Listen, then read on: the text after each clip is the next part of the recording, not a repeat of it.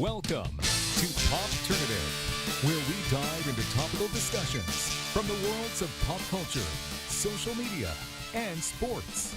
Here is your host, Peter Remoliotis, a.k.a. PD Beats. Hello and welcome to the Popternative podcast. This is the podcast where we have digital discussions in the worlds of pop culture, social media, sports, and hockey. This is one of our exclusive 2018 NHL Entry Draft one-on-one interviews here on the podcast.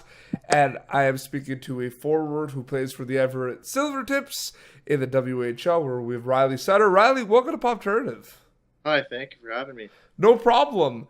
Crazy couple of weeks. How's the combine for you? How could you describe it in a couple of words? Overwhelming, exciting, challenging? How was it? Yeah, it was kind of a bit of everything. It was exciting, and it's just like I'd say a good experience would be kind of the big thing. It's kind of a learning process, and it was kind of nice to meet some new faces, see some familiar ones, and just kind of nice to see where I'm at on a physical standpoint with all the other prospects. For people that watched you in the WHL this year, you played for a very strong Everett Silvertips team, and there were a lot of good players on that team, including the goalie Carter Hart. And talk a little bit about you specifically in the playoffs, because you had just an explosive playoffs. Is that kind of one of the players that Riley Sutter wants to kind of be known for? A player that in when the times are really tough and when it really counts, you can kind of perform and produce? Yeah, for sure. Obviously, I try to elevate my game throughout the year, and I feel like I did a pretty good job with that during the playoffs. But I kind of wish I did a bit more of that throughout the season, just kind of be more consistent. But it's kind of nice to see that I'm capable of doing that now, and hopefully I can continue that moving forward and to next season and the rest of my career. Who is Riley Sutter off the ice, and who is Riley Sutter off the ice?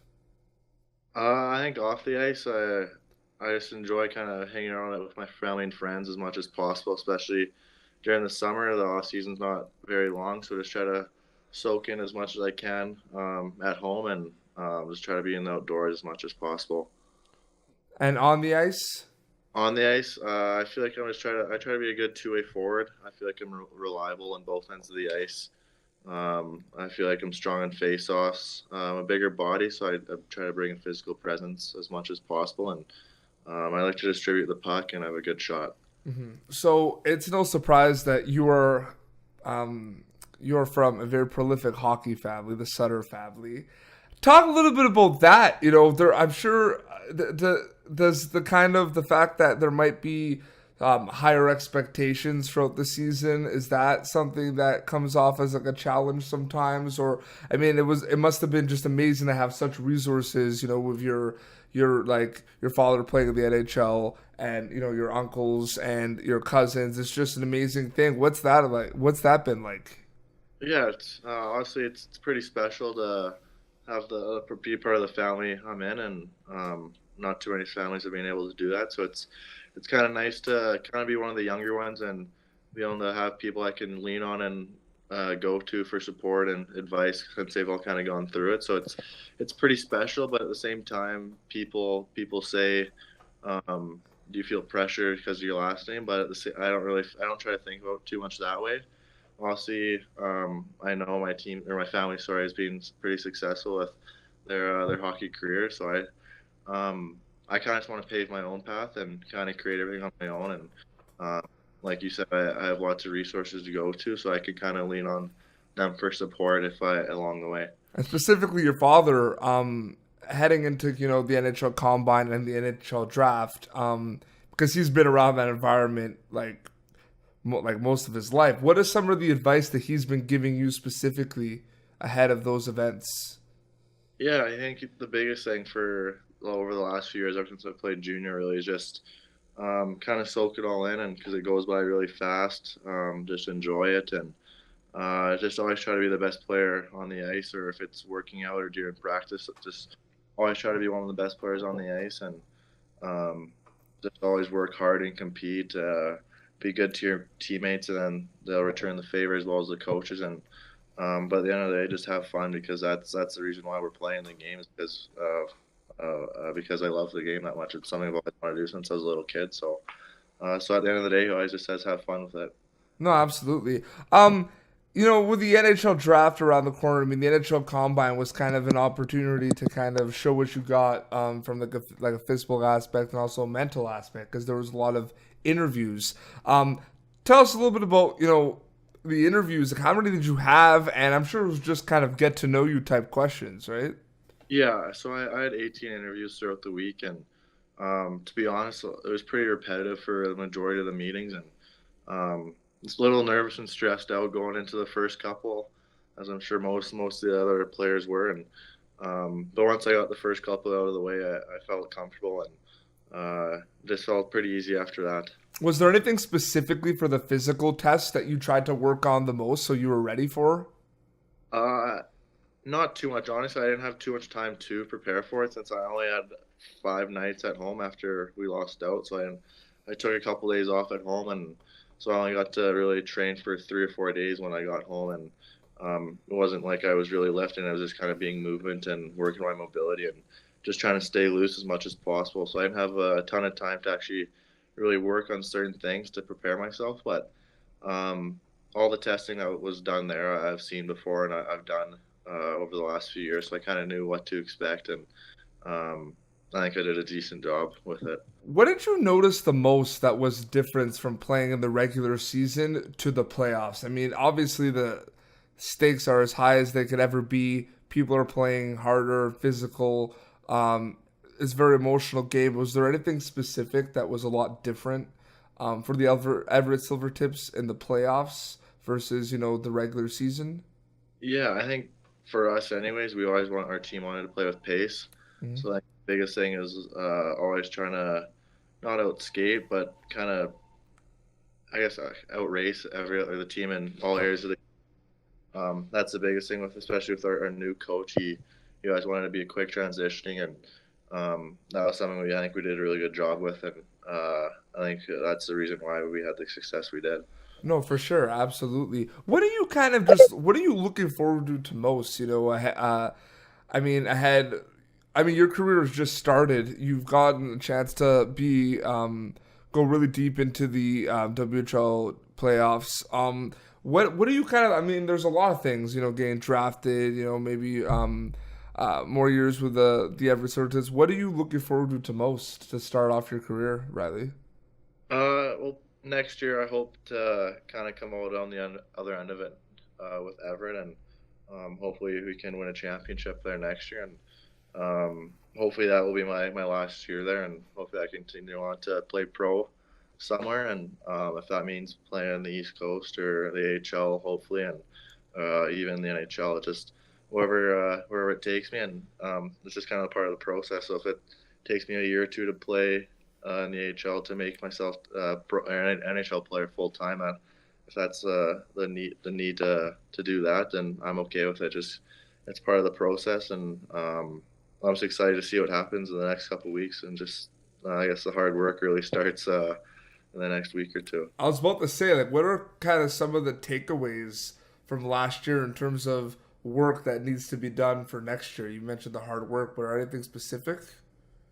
I think it was just a really good experience for all of us. I think our whole team, we've never gone that far into the playoffs, so just kind of see what to expect and what we did well and what we can improve on. Just kind of picking away things that we did wrong, and we know that we can do better next year to kind of have a better result.